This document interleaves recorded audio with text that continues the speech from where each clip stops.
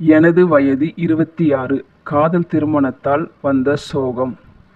நான் பட்ட கஷ்டங்களை உன்னிடம் கூறுகிறேன். சிறு வயதிலிருந்தே நான் விரும்பியது எல்லாம் எனக்கு கிடைத்தது. ஒரு வருடத்திற்கு முன் வரை யாரேனும் என்னிடம் உன் வாழ்வில் நடந்த கஷ்டத்தைப் பற்றி கேட்டிருந்தால் என்னிடம் பதில் ஏதும் இருந்திருக்காது. காரணம், நான் என் வாழ்வில் கஷ்டம் என பெரிதாக எதையும் அனுபவித்தது கிடையாது. பெரிய கஷ்டம் என்றால் எனக்கு ஸ்மார்ட் போன் வேண்டும் என்று அப்பாவிடம் அடம்பிடித்த அந்த 2 நாட்கள் என்று கூறலாம். மறுபடி நான் மிகவும் செல்லமாக வளர்க்கப்பட்ட மகள். அம்மா கூறுவாள், இப்போ உனக்கு வாழ்க்கைனா என்னான்னு தெரியாது, கல்யாணமாகி புருஷ வீட்டுக்கு போ, அப்பதான் தெரியுமடி உனக்குன்னு அம்மா திட்டுவாள். அப்போது அப்பா எல்லாம் கூறும்போதெல்லாம் அப்பா சண்டைக்கு வருவார். பெத்த மகளையே சாபம் கொடுக்கிறாயா என்று. ஒரு வகையில் அம்மா சொன்னது உண்மையும் கூட. ஆனால் அப்படி கூறியதற்கு அம்மா இப்போது வருந்துகிறார்.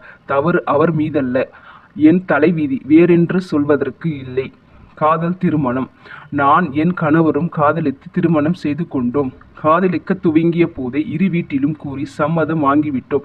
பொருளாதார ரீதியாக நாங்கள் இருவரும் செட்டிலான குடும்பம் என்பதால் பெரிதாக எந்த பிரச்சனையும் எழவில்லை.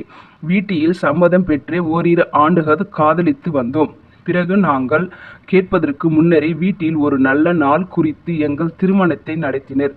திருமணமான நாளிலிருந்தே என் சந்தோஷம் இரட்டிப்பு ஆனது. மாமனார் மாமியார் கொடுமை இல்லை. கணவர் என்னை அப்பாவிட அதிகம் நேசிப்பவர். அப்பாவுக்கு நான் எத்தனை செல்லமோ அவ்வளவு செல்லம் என் கணவருக்கும்.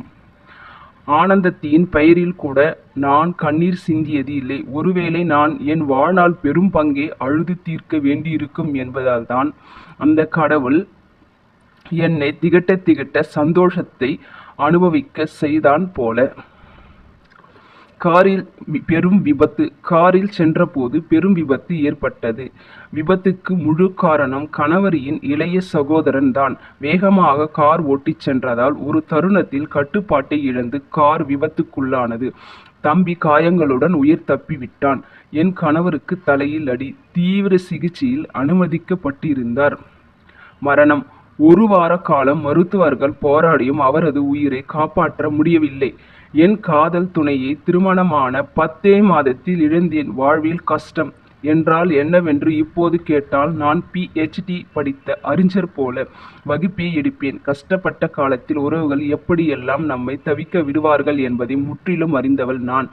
சத்தியம் என்ன ஆனது? திருமணம் என்பது வாழ்நாளின் கடைசி வரை சேர்ந்திருப்பது கூறினார்கள். எங்கள் திருமணத்தின் போது